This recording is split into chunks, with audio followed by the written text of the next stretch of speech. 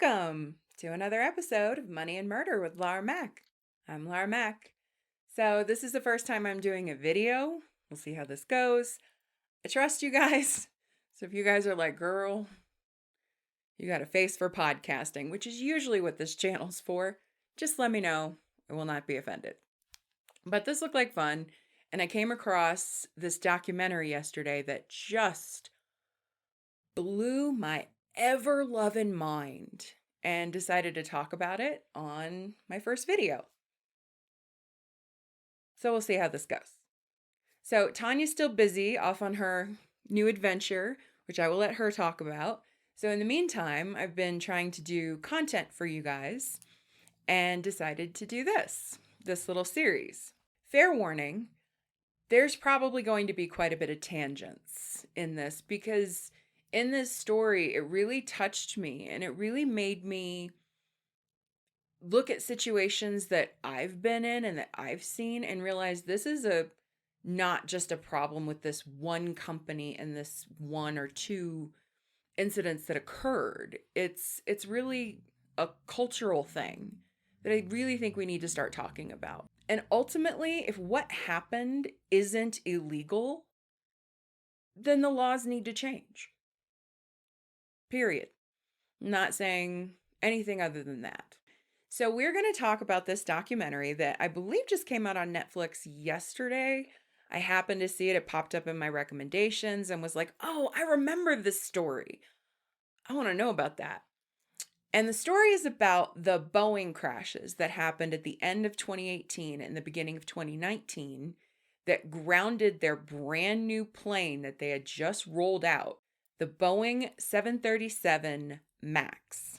And I remember this specifically because I'm a traveler. I love to travel. My husband and I love to travel.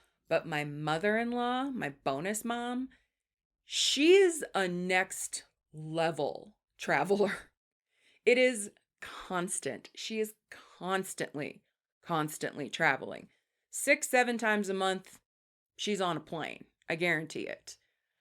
She has a bucket list and she goes. She goes everywhere. Places that I'm like, where in the hell is that?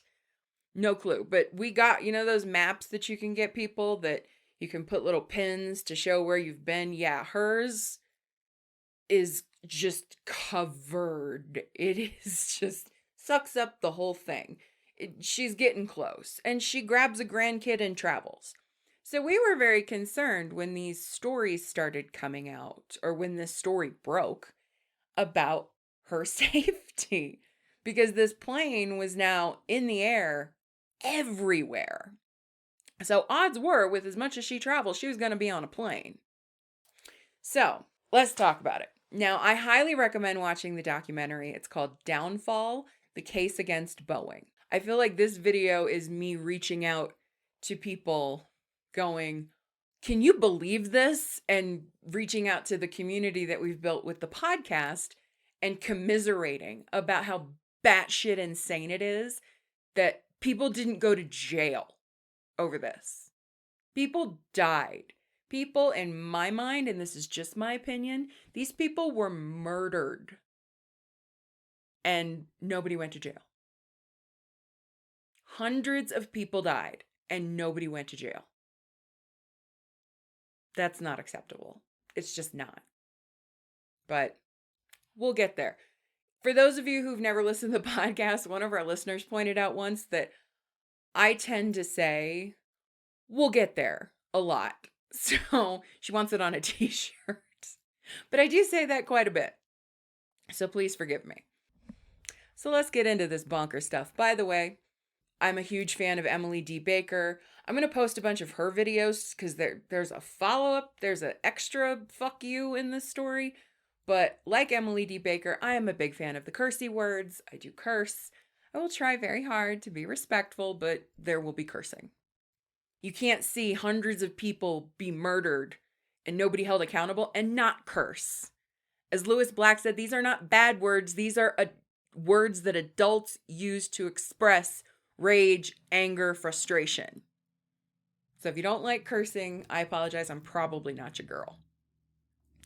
So let's talk about this. Boeing. Boeing is an American institution. It has been a huge part of everything that we as Americans and people around the world do and are involved in. If it's man-made and it flies, Boeing probably does it. You're talking about planes, spacecraft, rockets, missiles, whatever it is. Boeing does it. And it was founded in 1916 by a man named William Boeing in Seattle, Washington. And they really fought hard for putting safety first, safety and innovation and quality. And that was a hard fought for reputation, but it paid off in the long run. There used to be a saying, I guess, that I'd never heard it before this documentary, but I can totally buy it. The saying was, if it ain't Boeing, I ain't going. So that's how much this company is trusted. And at any given moment, I believe they said it's 10,000, there's 10,000 Boeing planes in the air in operation at any given moment around the world. And people who worked there, I mean, especially in the Seattle area, they were proud to work there. They gave them at one point t-shirts that said like Boeing teamwear or something like that. And at first some people thought it was kind of goofy, but when they would go out in public, people would freak out like, "Oh my God, you work at Boeing." And that was a well-earned reputation that they had.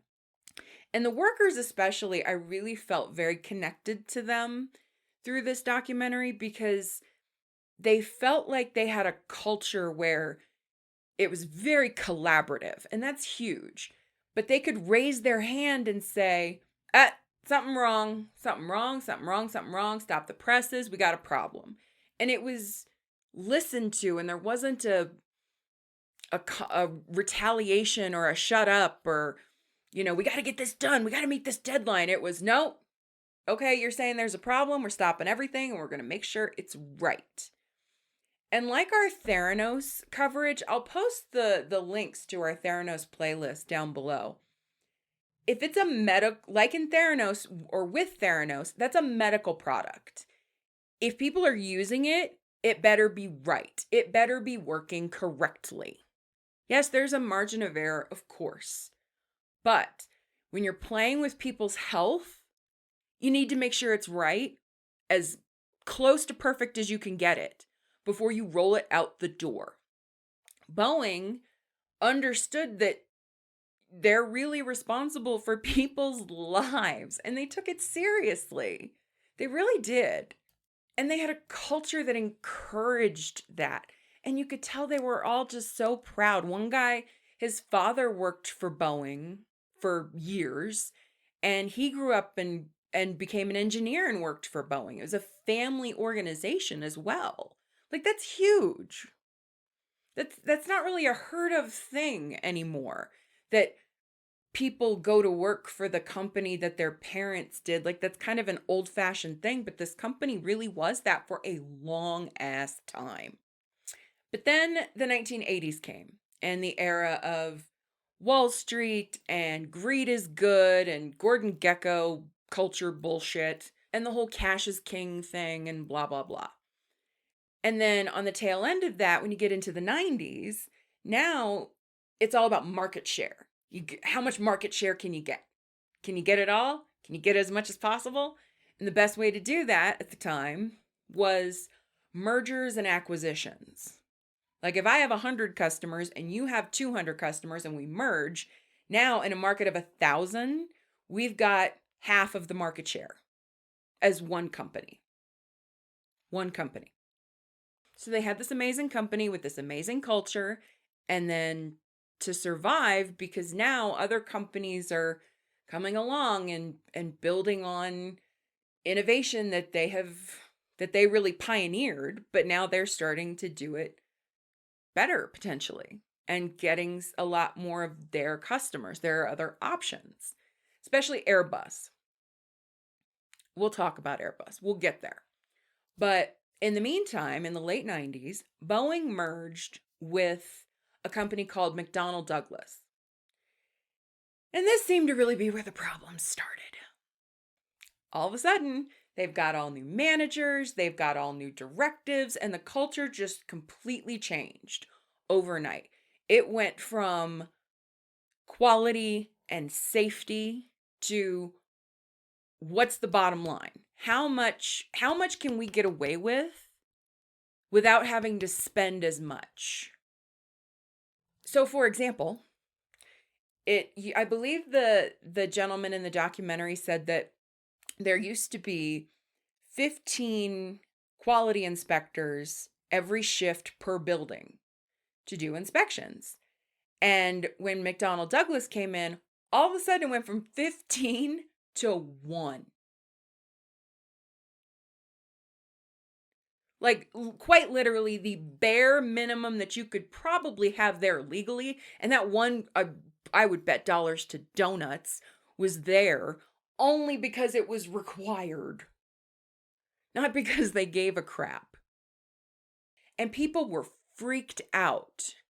Now, this is one of my tangents. Please forgive me. But I have my own personal experience with this. And the documentary definitely gave me some, like, Vietnam flashbacks. Like, oh God, oh, I know exactly how this went because I've been there. I worked for a financial institution that was very prestigious, and the company paid amazing.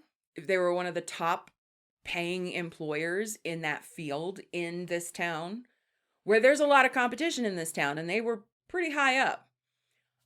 They only hired one out of like every 20, 25 people that they interviewed. There was rigorous testing, all of this stuff.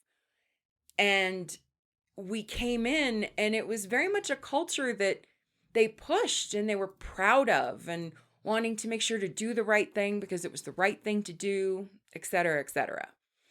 And then one day, they pulled us all together and they were like, okay, so yeah, the company sold just this site, not the business, but the company sold this site to a third-party administrator, basically. They call it a BPO, a business process outsourcer.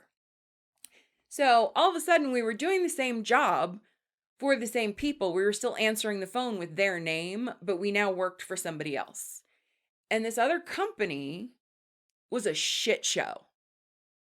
It was quite awful. They cut our benefits. We were targets because we made way more money than they were hiring new people at.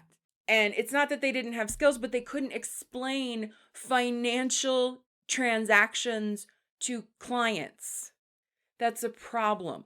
We literally hired a guy. He could answer the phone, and then after that, he could just answer yes, no, and made no sense, couldn't explain anything. He was a week in, and we were panicked. Like, how did this guy get through an interview? And pretty much at that point, they were hiring anybody with a pulse that could say, thank you for calling. But they didn't care. They just needed somebody to answer the phone. They didn't care if they got misinformation. They didn't care if they broke the law by telling them something wrong. Because in financial situations, yeah, if you tell somebody something wrong, boy, that can be some fines. Let me tell you. All right, I've seen it. Anyway, I digress. So I've been in this situation where you work for this company that you feel pride working there, and you feel like there's a sense of purpose, and yes, it's a collaborative environment that you can raise your hand and say, no, that's wrong. It's not the right thing to do, and we have to do the right thing just because it's the right thing to do. To all of a sudden overnight for that to change, I've been there. So people were freaked out. And here's how I kind of look at it. McDonnell Douglas and Boeing, once the merger occurred, they really seemed to, and I don't know if this was conscious or unconscious, but they really seemed to take advantage of Boeing's reputation for safety and innovation and turn it into just a shell. Like, because everybody already trusted them. So it was, but we're Boeing. Of course. Like, they hollowed out the inside that makes the shell possible. And eventually, that shell was going to crack. And it did.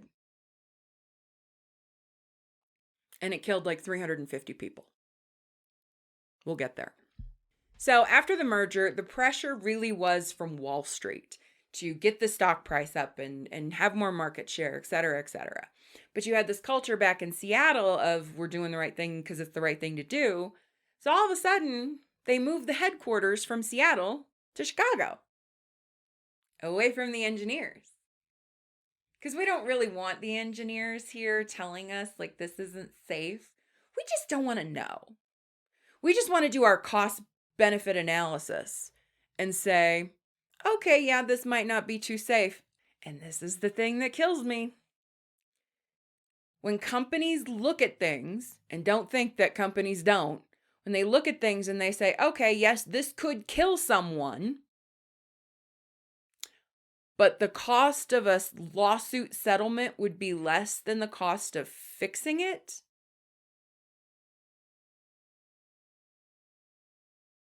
In my mind, that's corporate manslaughter. It just is.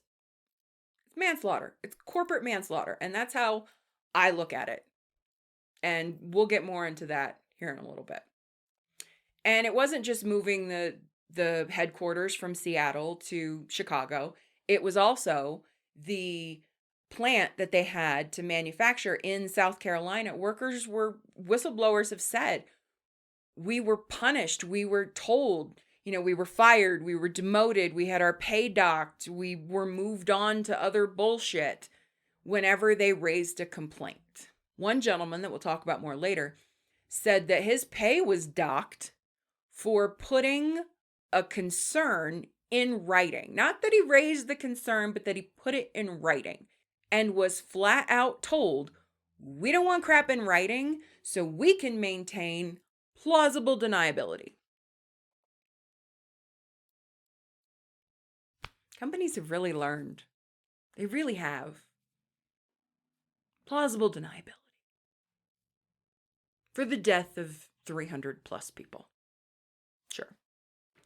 Now, Boeing's main competitor was a company, or is a company called Airbus. And Airbus was really innovating. And they were starting to sell more planes than Boeing. Freaking shareholders out. Absolutely. They need their fifth yacht, goddammit.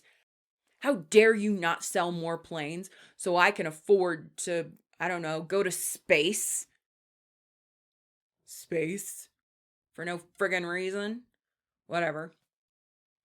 And this part of the story really reminds me of back to the Theranos case, the competition between Walgreens and CVS. Like their competition is crazy. And ultimately, Walgreens got taken advantage of because they were so freaked out that Elizabeth Holmes and Theranos' magic box could possibly be real. They ignored all the red flags that should have told them, wait. Stop. Hold on. We need more verification. We need to, this needs to work.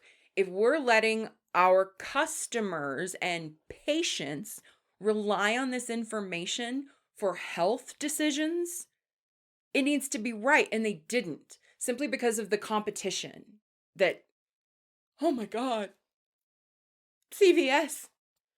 Damn you, CVS. Again, I'll put the Theranos episodes down below. It's a wild story. We've got like 15 episodes where we've talked about it.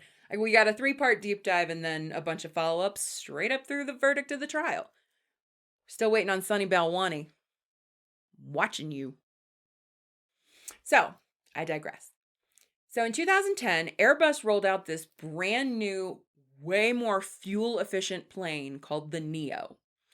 And the industry was just in love with it. Because fuel efficiency is the goal of these airlines. That costs a crap ton of money. And if you can lose having to spend all this money on fuel, heck yeah, sign me up. Great. So Airbus rolls out this Neo and Boeing loses their shit. Okay? They start completely panicking. Now, the 737, which had been rolled out in 1967, that was its maiden flight. And at the time, just to back up a little bit, when they developed the 737, it was very much a project of, we don't care how much it costs, we don't care how long it takes, we're going to get this right. And it was the workhorse of the fleet that they perfected. And over the years, they would just make minor modifications to it. They made it longer, they made it wider, they made it this, they moved an engine, they did whatever, they modernized it, they digitized it, they did all this stuff, keeping the same design. And the key to that is if you have the same basic design, less training time is required for the pilots. And if you can roll out a brand new plane model that's not really a brand new plane model that needs that much training, pilots don't have to go offline. You don't have to build flight simulators and take them away from actually doing their job to get trained, all this stuff. So just continuing to evolve the 737 had really been what they did from 1967 forward. So Airbus rolls out the Neo. And the engineers at Boeing really were pushing hard for a new plane model completely. Like, let's get away from the 737. It's been here for 40 years. Let's move along. Let's build something new. Didn't want to do it. Takes time and money, and we got to keep those shareholders happy. Again, so they can go to space or whatever. So what they end up doing is retooling the 737 again to the 737 MAX. The 737 MAX had a way more fuel-efficient engine. And another reason that they didn't want to start fresh with a brand new model plane was FAA approval. It's easier to get it approved when the basics of the systems are the same. If it still works the same way, it's still using the same systems, the same equipment that's already been approved, it's just retooled in a different way easier to get approved. So those are really the two goals with the MAX, is change it enough to make it fuel efficient, but the two goals, making sure that the pilots don't need additional training and making sure that it's not different enough that the FAA will push back on approving it. So that's where we get into the MCAS system. The killer software. It is software that they put on the plane. Now, because the more fuel-efficient engine was heavier, what they had to do was put the engine higher and a little bit further forward on the plane. And the problem with doing that is when you're speeding up, when you're getting at high speeds, the plane can basically start to tip because it's heavier and stall out. Obviously, that's a concern. So, to compensate for that, the back of the plane, they put this, what's called a jack screw that's connected to this MCAS system. And what it's supposed to do is if the sensors on the front of the plane are sensing that the plane is going to start tipping and stalling, it forces the nose, this jack screw thing, forces the nose. It should, keyword should, gently level out the plane. Now, in the internal documents that were discovered later on, early in the development of the MCAS system, there are meeting minutes from internal documents from Boeing from June of 2013 discussing the MCAS system. It says, quote, "If we emphasize MCAS as a new function, there may be greater certification and training impact."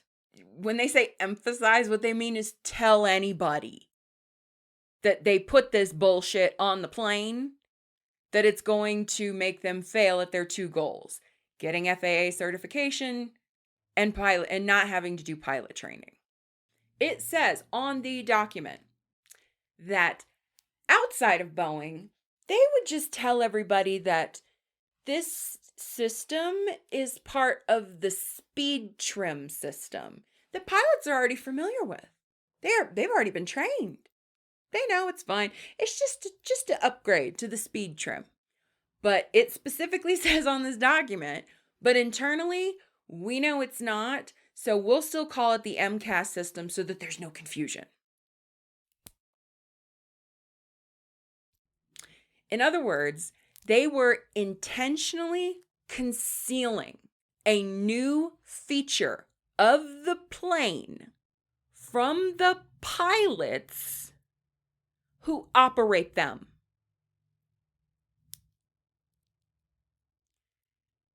I'm not an engineer.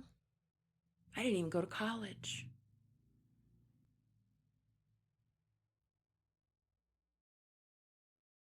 Don't consider myself to be the sharpest tool in the shed or the brightest crayon in the box. But even I am like, that could kill people. Like, easily.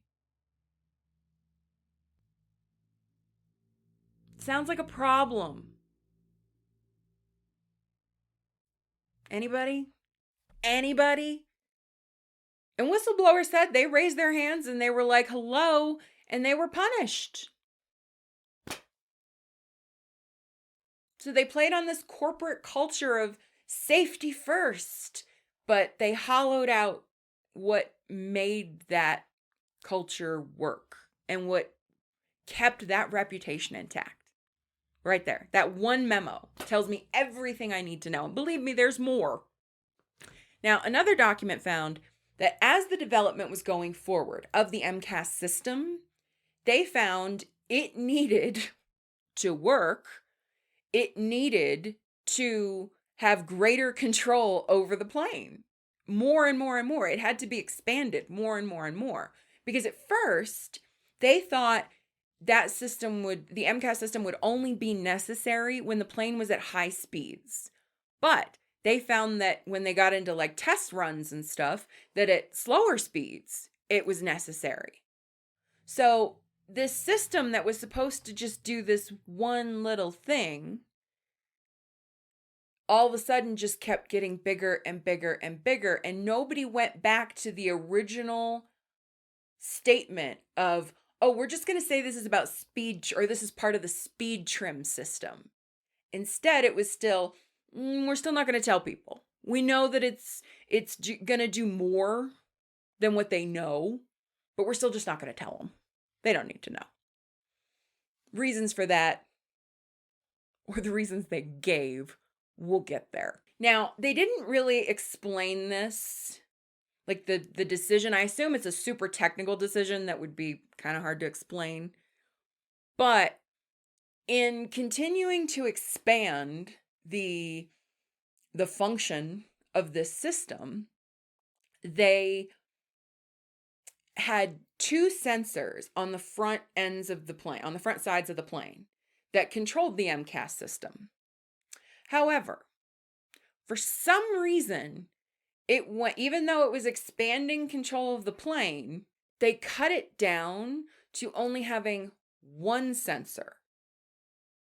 And Representative Pete DeFazio from Oregon, who would head the investigation of this whole tragedy, he said this: the MCAS system is safety critical. You never, ever have a safety critical system that has a single point of failure. Again, for a company that has been around for 100 years, I'm not an engineer, but I could tell you that. And one pilot even said it. He was like, a Mylar balloon gets stuck on that sensor and the whole plane is fucked, pretty much. He didn't say that. I'm saying that. But a bird hits it. And now the whole plane is under control of this wild system that you aren't training pilots on how to use. Sounds like a great plan, Boeing. Now, not only did they not communicate this to the pilots, they also didn't communicate it to Who was it again?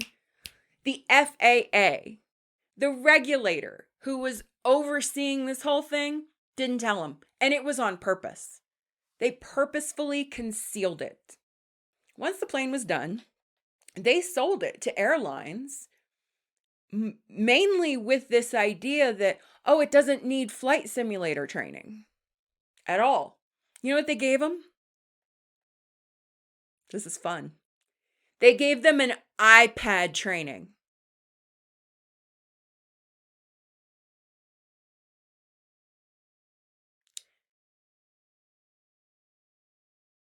So, like, a YouTube video?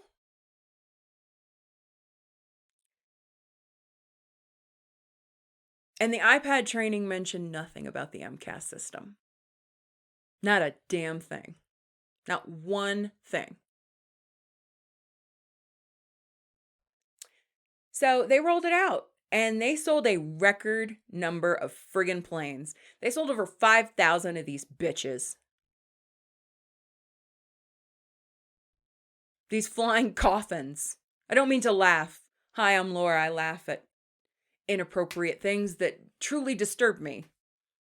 And that is friggin' disturbing.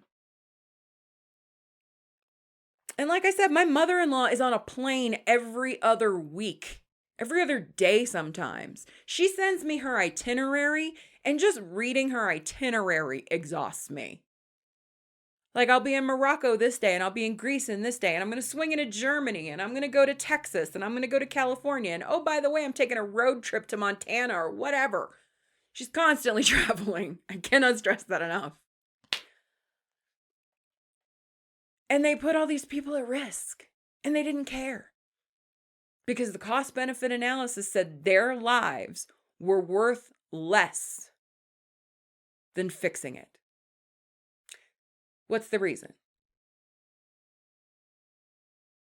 So millionaires can hire Beyonce to give them a private concert during their dog's 4th birthday party? What is the purpose? What is the reason? And it puts all the hardworking frontline people, the people at the factories, it puts the entire business at risk. It puts their livelihoods at risk. You don't care because you're going to walk away and be like, oops, sorry, here's a check. Deuces, and leave. Consequence free. Because they can write a check. So let's talk about the crashes. There were 2. Within 5 months of each other. The first one was on October 29th, 2018. It was a flight leaving from Jakarta, Indonesia. Flight 610. And the pilot's wife is interviewed. Oh, that poor lady. She's so... I don't know how to word it. She's so gentle and just heartbroken in the way that she's speaking. Like, I don't know how she was so composed. I'm not even personally involved. I don't know anybody that died, and I don't have a loved one, and she lost her husband, and she's sitting there so calm, and here I am losing my shit on YouTube. And I don't know how she wasn't. I really don't. She was so like, I know what my husband went through. And I know how much he cared about the safety of his passengers. And I know that he would have done everything he could to make sure that they were safe. And it was just it's going to make me cry. It was just heartbreaking. And just unnecessary. Just unnecessary. Fuck me running up a Poland march. Jesus. Okay. So, Flight 610 takes off from Jakarta, Lion Air. Almost immediately crashes into the ocean. It was a clear day. There were no weather issues, nothing like that. And this was obviously one of the MAX planes that they had just gotten in August. And this is October. This is a brand new plane. Brand new. And immediately they had some clips of some news coverage at the time. And the speed of the media to try to do analysis, I swear to God, it blows my mind how much it really comes back to bite you in the ass if you're speculating about shit that you should not be speculating on. Because this one dumpster fire of a human being that we'll talk about in a second, I promise you, I hope, I should probably look it up, but I'm not going to. I hope he came out and was like, damn, I'm so sorry. That was grade A stupid. That was weapons grade stupid. Immediately, Lion Air's safety record was questioned. The Indonesian government was blamed. The airline was blamed. The airport was blamed. I mean, everything. But nobody thought it was the plane at first. Nobody. Nobody even really questioned that this was the plane. This was a Boeing. This was a Boeing product. Couldn't have been the plane. It's a brand new plane from Boeing. Nobody questioned it. And of course, they tried to blame the pilot almost immediately. Sure, that was great for his widow. And back to this dumpster fire on this whatever news station they played a clip of. I was like, dude, I swear to God.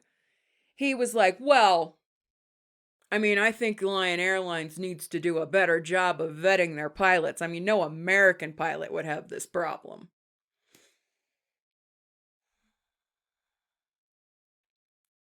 Here's a problem with that. The pilot was trained in America. Feel like revising that statement, sir? And honestly, even like not the cable, like cable news is one thing. Like it's moving so fast and you're on the air 24 hours and you gotta, whatever information, blah, blah, blah, blah, blah. But even print journalists, like the Wall Street Journal, they were going, no, this can't be the plane.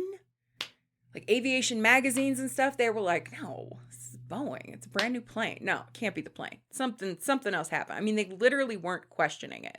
A couple days later, they get the black box, which by the way isn't black, it's orange. They get the black box and they see that all of these alarms would have been going off in the cockpit because this stupid fucking MCAS system kicked in and it was basically a fight. So the sensor thinks something's wrong and it's taking control, trying to push the nose down.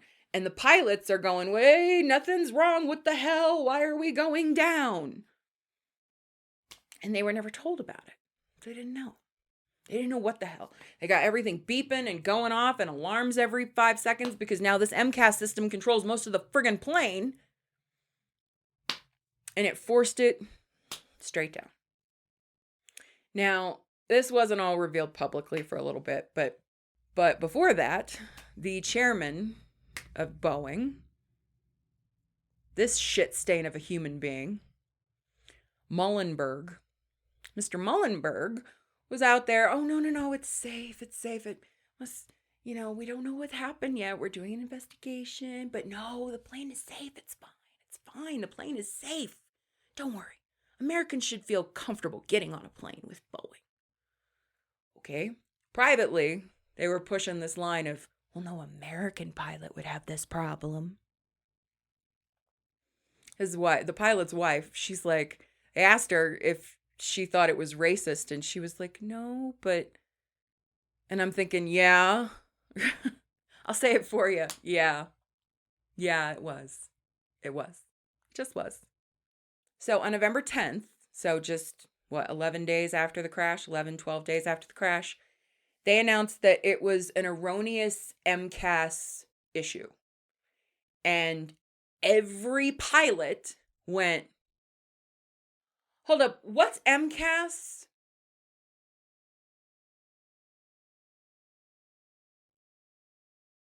Qu'est-ce que c'est? What's MCAS? So they start flipping through manuals and shit, and they find the only reference to the MCAS system is in is at the end under a list of abbreviations. It doesn't say what it is. It says what the abbreviation stands for, but it doesn't say what it does. It doesn't say what it's for. It doesn't say anything. So pilots are going, hold the fuck up. A software that can take down the plane that we've never heard of as pilots is what caused this crash. And you're just like, okay, cool. What are we missing here? Pilots freak out. And Boeing also said, icing on the cake on the whole let's blame the pilot thing. The Boeing said, well, they had this error, but the pilots didn't react the way that we would have expected them to. And apparently the way they should have acted was to turn it off. So wait a minute. The pilots didn't act as you expected. You expected them to magically know about a system that you've never trained them on, never even told them about, but they should magically know to just turn it off. How is that not acting in a way you expected? Because quite frankly, the way they reacted is the exact way I would expect. Again, not an engineer.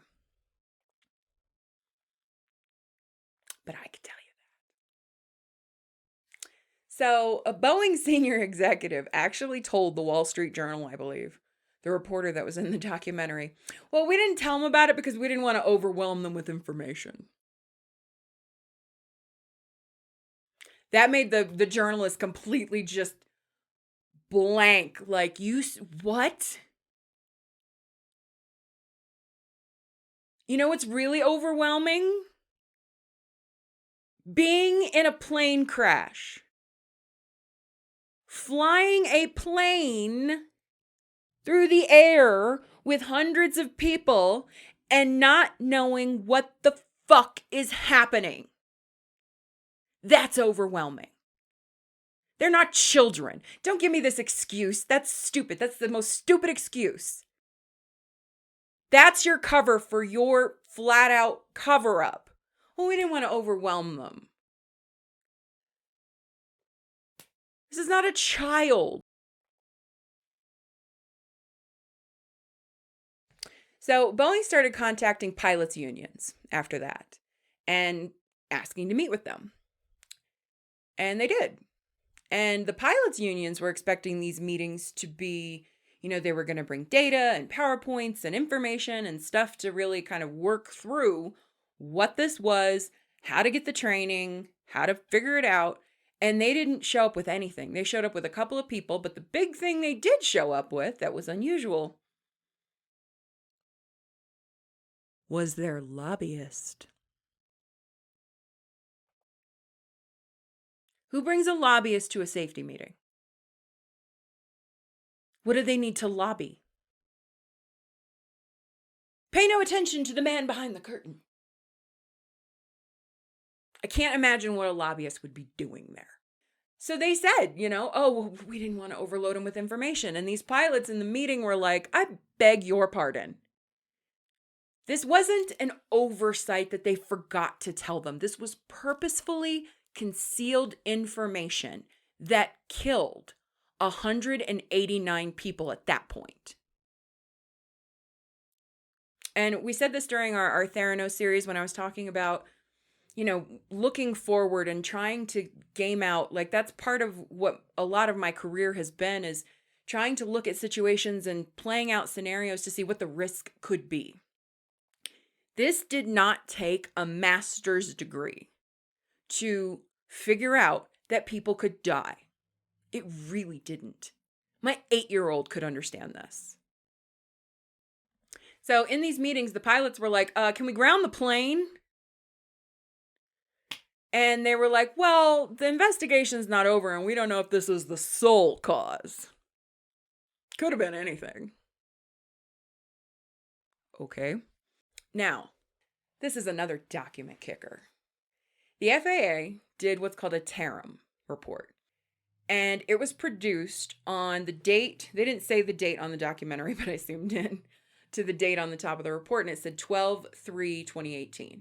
So 2 months, or not even 2 months, a month later, they already had done an analysis of this MCAS system, now that they knew about it, and the planes in general and what had happened. And they estimated that if not fixed, this plane within its life cycle could have 15 more crashes.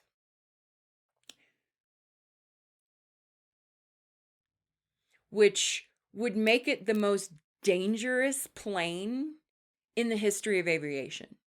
That's insane. It's just insane. And this report was shared with Boeing almost immediately. So a month after. Oh, and believe me, they were still pushing their, oh, it's the government, it's the Indonesian government, it's the airline, it's the pilot, blah, blah, blah.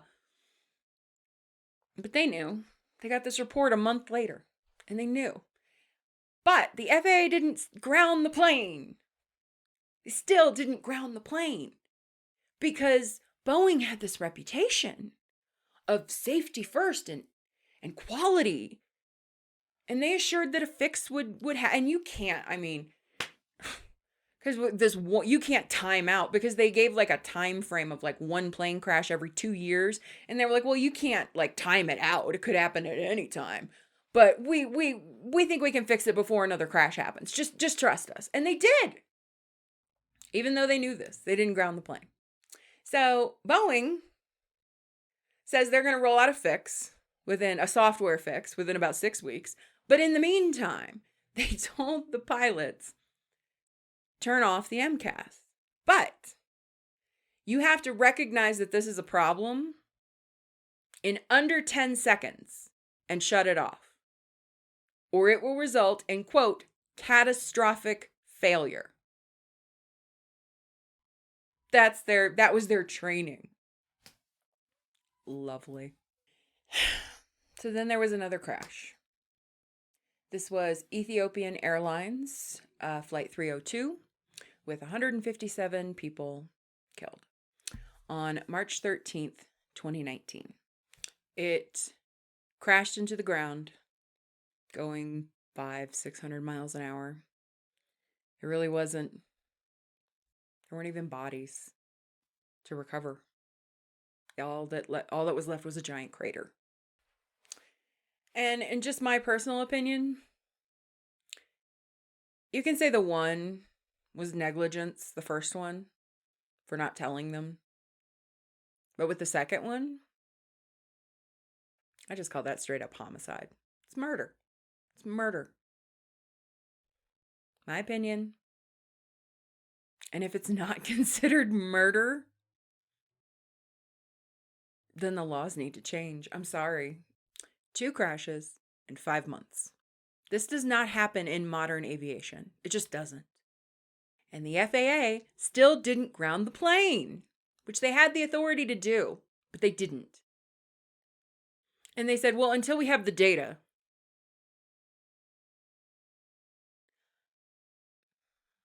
I'm so glad if my mother-in-law got on one of those planes that she'd be like, well, as it's going down, she'd be like, well, they didn't have the data yet. What? But the Chinese were like, fuck you, we're grounding the plane. And they did. And other countries quickly followed suit. And the FAA looked stupid as hell. It looked corrupt as hell. Like, what is going on? Now, 3 days later at the crash site, they found what's called the jack screw, which is the thing that in the back of the plane that forces it down. And the way they found it, it was in a full nose down position. In other words, this was the reason. And you know what? I'm not a fan, God knows, but credit where credit's due. As soon as that was learned, 30 minutes later, President Trump was on TV saying, we're grounding the shit. The FAA should have done it already. So the crash victims' families started showing up in DC, putting pressure on lawmakers to find out what the hell happened and to stop it from happening again. One lady was holding a sign with all these pictures of the people who had died, and she was like, our fear is that they're going to say, after the public pressure has died down, yeah, just put the plane back in the air. Because they had the authority to do that. And that was the fear. They were like, no. Boeing, they feared that Boeing had enough power and influence and reputation to get that done. And quite frankly, I don't blame them for being afraid of it. I would have been afraid of it. So Representative Pete DeFazio, as I said earlier, he started this investigation. And at first they were just trying to make everyone aware of what had happened, what the concerns were, what we knew publicly, and trying to get information from Boeing. And Boeing was, of course, stonewalling everything.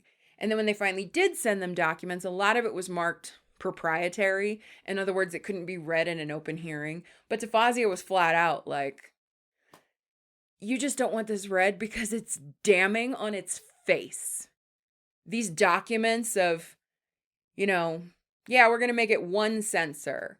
And oh yeah, we're not going to tell the pilots about it. And oh yeah, we're not putting anything in the training. One of the documents turned over was from March 2017, so before the planes even rolled out. And it was, I believe, their chief technical pilot who flat out said, Boeing under no circumstances is going to allow pilot training for this plane. They will go toe-to-toe with any regulator that says it needs to happen. And they flat out put in this document that they would Jedi mind trick to make sure that wouldn't happen. Even Lion Air, this is what's crazy to me. Lion Air even pushed back going, wait a minute, are you sure we don't need training? And Boeing mocked them. They insulted them. They're like, you don't need no stinking training. But meanwhile, they go out and they're like, oh, well, these non-American pilots don't know what they're doing. Y'all got some balls, man.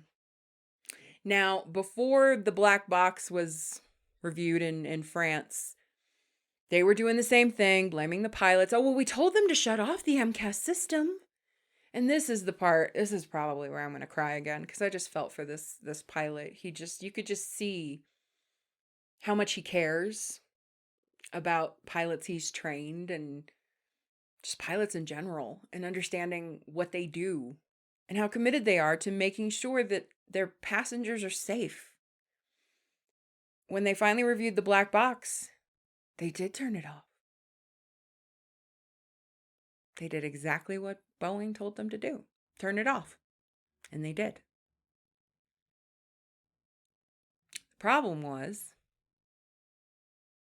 by that point, that fucking thing had fucked up what the plane was doing so badly, had taken over all these systems so badly, that there was no chance to recover. They were going too fast. And even though it was off, they couldn't stop. And this pilot in the documentary is like, kid got it right. And you can just feel the heartbreak. Like, he did exactly what they told him to do, and it still got him killed. Boeing told them this was safe, and this is all you had to do. Just turn it off. And he did it. And everybody still died. 157 people died on that flight. So even with this, just turn it off. That's all the training they got. Just turn it off. Still didn't work. And they had pilots testifying in front of Congress. One of the pilots was Captain Sully Sullenberger. National treasure, hero, love him, Sully. Sully said in the most Sully Sullenberg way in the hearing that blaming the pilots is fucking bullshit. He didn't say it that way. I did. But he was like, no. This is not the pilots. This is not the pilots. It's not the freaking pilots. And when they grounded the planes, they were trying to get them all back to like a centralized location to get them worked on. And pilots were like, we're not flying the plane to get it there. So then it was, how do you get all these planes to one place? So in October 2019, a year after the first crash, Sullenberger, the chairman of Boeing, came to testify before Congress. Made all kinds of excuses. All kinds of excuses. Well, he didn't see these documents. Wait a minute, hold on. You're the chairman of a company that people put their lives in your product's hands every single day. And there's a catastrophic plane crash on one of your brand new planes that the plane itself caused the crash. And you didn't read the documents, the FAA assessment. You didn't read this stuff? He said, not until recently. Okay, so you're incompetent or you're a liar. Pick one. Either way, don't want you in charge. I put my 8-year-old in charge of it first. He gives a shit more. More than I can say for you. Again, not a fan at all, but Ted Cruz, good for him. Ted Cruz went after him hard. He was just like, why weren't you hair on fire going, what the hell happened? We need to ground this shit. Well, I didn't actually read the document.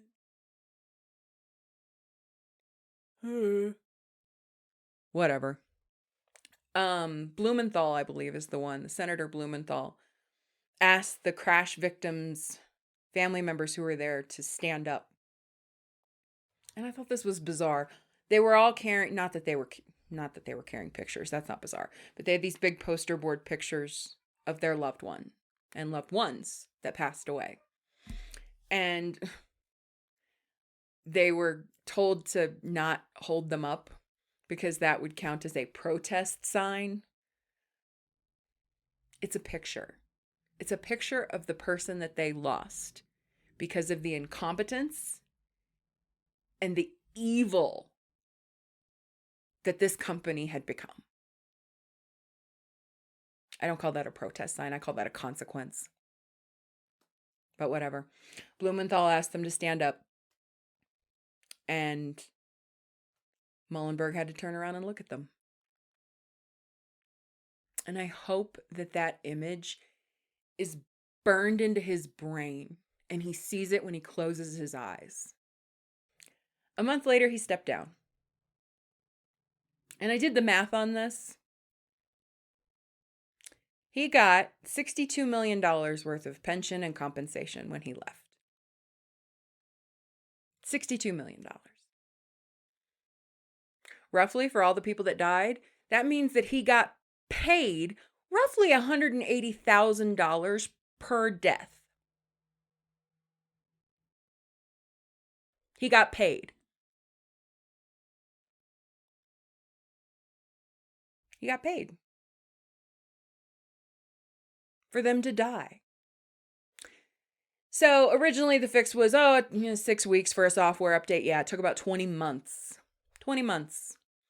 And they were finally approved and they're flying and whatever. I feel so comfortable now flying. Now, at the tail end of the documentary, they do put Boeing had a bunch of responses that are all bullshit. Bullshit corporate. Whatever. But it really just comes back for me to this. It's the Theranos thing. It's this other deep dive we're about to do. It really is this thing of cost-benefit analysis and companies saying, oh, well, it's going to cost more to fix it than it would to settle the lawsuits of people we harm, maim, or kill. That has to change. If not only you're not punished, but you're given $62 million. I'm sorry, something's got to change. There need to be consequences. Consequences that aren't writing a check. Companies figure in settlement money into their budgets now. It's not even a consequence like, oops, I didn't realize I was going to have to pay this $300 million. Damn it, where's it going to come from? No, they already built that in. They're expecting it. If you can just write a check to get out of trouble for killing people, that is a problem. These people need to be charged criminally and they need to go to jail. This crap I'm not talking about these people in particular. This is pretty much done. The DOJ charged them in 2021 with defrauding the FAA. That's the best we got. They defrauded the FAA. And they entered into a $2.5 billion settlement that kept criminal prosecution from happening.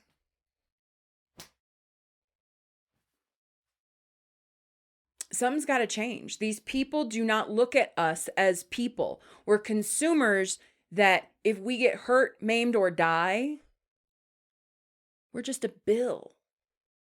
And until we start taking their personal freedom and make them go to jail, they will not care.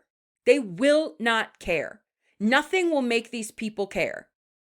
Killing over 300 people didn't make these people care. I still doubt that they do. I really do. And what kills me, believe it or not, the story gets worse. I'm not going to go into it. I'll post the videos down below of the wonderful and amazing Emily D. Baker breaking it down, because the Lion Air settlement, their law firm ripped them off. Took all the money. Or at least most of the money. I don't know. I haven't been following it as closely as I should, but I know Emily's been on it. And honestly, I listen to as much that Emily talks about with it, but then I just get so infuriated I haven't gone any further. It's one of the Real Housewives of whatever's husbands. Bought her earrings and vacations and all kinds of bullshit and stole money from widows, widowers, and orphans. So believe it or not, the story gets worse. Now, the one thing I do want to close on is there was a gentleman in the documentary who said that his pay was docked for putting a safety concern or some sort of concern in writing.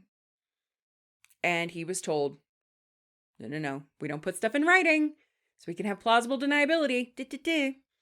And Boeing, in the last few minutes of the documentary, had given a statement to the documentarian saying that investigation found that this was not retaliatory behavior. Again, speaking from personal experience. When I worked at the financial institution I mentioned earlier, we were going through a rough patch. The country was in general. I was there.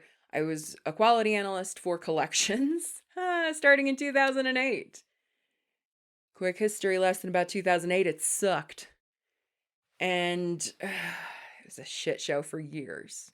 People really, really, really struggling, and financial institutions struggling, and the economy struggling, and everybody struggling. And at one point we were concerned about our jobs. And we were in a meeting with the higher ups. And I have other people that were there that can back this up. And what was said was, this company does not do layoffs. Instead, we'll find reasons to fire people. They'll couch it. They'll figure out some way to frame it like, no, it's not retaliation. So I don't know that that's what happened, but I've seen enough to know that there was a generated excuse for whatever they did. I would bet dollars to donuts, Laura speculation. I have no proof of this, but I've seen it in my own personal experience to know companies aren't stupid. They know. And I remember I became friends with somebody who worked for unemployment, and I told her that was said, and she was like, "Can you get that on tape? Like, we would really like to know that. That's a problem." It's a corporate culture that we as a society need to fix. There has to be consequences. There have to be systemic changes. These people lost husbands and wives and brothers and sisters and children and aunts and uncles and friends, and it's not right. It's not right. It was completely avoidable. Completely. So that is my super depressing first video that I'm ever doing here. There are a couple other ones that I have plans on doing. If you guys like this, please make sure like, subscribe, share, do all that fun stuff. Comment down below if you guys are like, no, don't do this again. And I should just go back to podcasting. Just let me know. But until next time, I'm Lara Mack, and love your faces.